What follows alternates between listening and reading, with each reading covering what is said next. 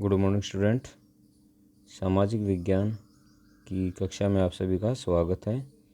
कल हमने अध्ययन किया था भूगोल से अध्याय 3 जल संसाधन।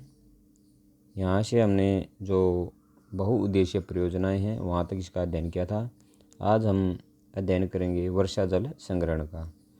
तो चलिए स्टार्ट करते हैं। बहुत से लोगों का मानना है कि बहुउद्देशीय परियोजनाओं के अलाभप्रद असर, यानी कुछ लोगों का मानना है कि बहुउद्देशीय जो परियोजनाएं हैं उनका लाभ कम है और उन पर उठे विवादों के चलते वर्षा जल संग्रहण तंत्र इनके सामाजिक, आर्थिक और पारिस्थितिक तौर पर व्यवहार्थ विकल्प हो सकते हैं। यानी इसके अलावा और भी बहुत सारे विकल्प हैं जिनको पहले से अपनाया जा रहा है। प्राचीन भारत में उत्कृष्ट जलीय निर्माणों के साथ साथ जल संग्रहण ढांचे भी पाए जाते थे। लोगों को वर्षा पद्धति और मृदा के गुणों के बारे में गहरा ज्ञान था।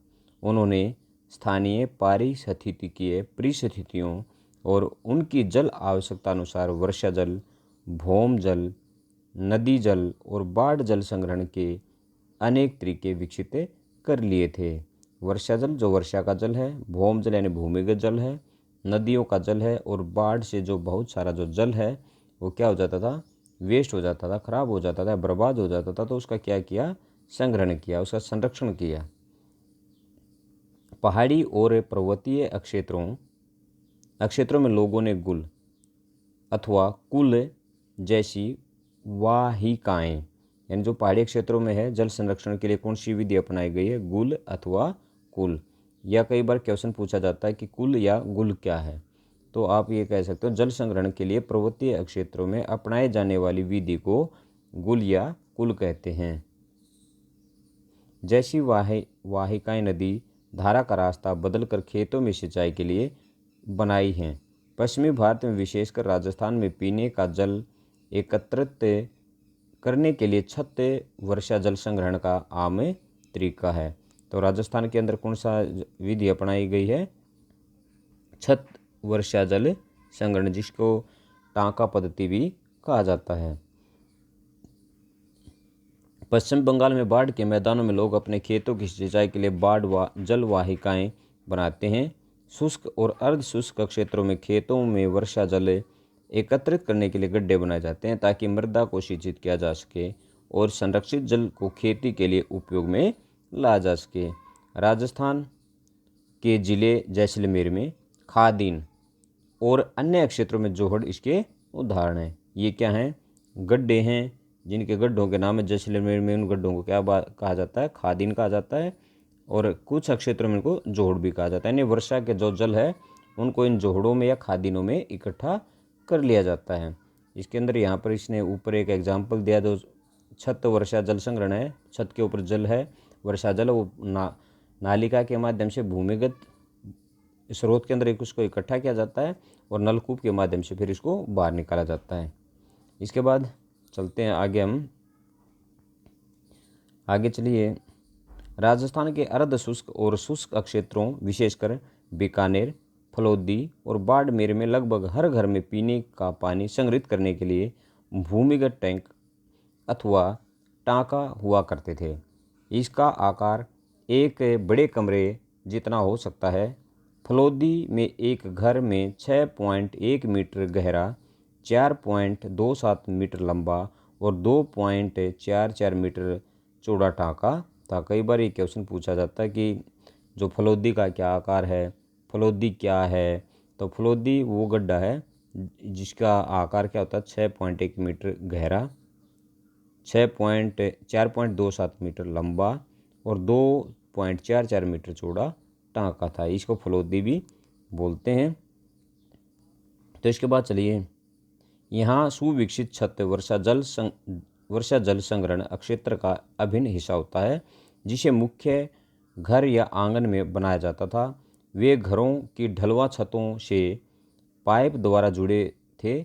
छत से वर्षा का पानी इन नलों से होकर भूमिगत टांका तक पहुंचता था और जहां इसे एकत्रित किया जाता था। आपको पहले दिखाया था, ये जो एक एग्जाम्पल आपको दिखाया था, ये क्या है, आपकी छत के ऊपर पानी का वर्षा जल संग्रहित होगा।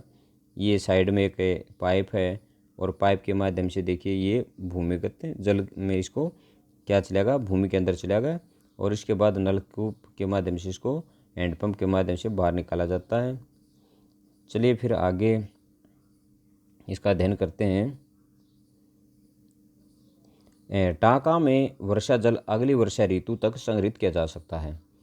यह इसे जल की कमी वाले ग्रीष्म ऋतु तक पीने का जल उपलब्ध कराने वाला जल स्रोत बनाता है। वर्षा जल अथवा पालर पानी जैसा कि इसे इन क्षेत्रों में पुकारा जाता है, यानी यह क्षेत्र का नाम है, क्षेत्र विशेष के नाम है, प्राकृतिक जल का शुद्धतम रूप समझा जाता है।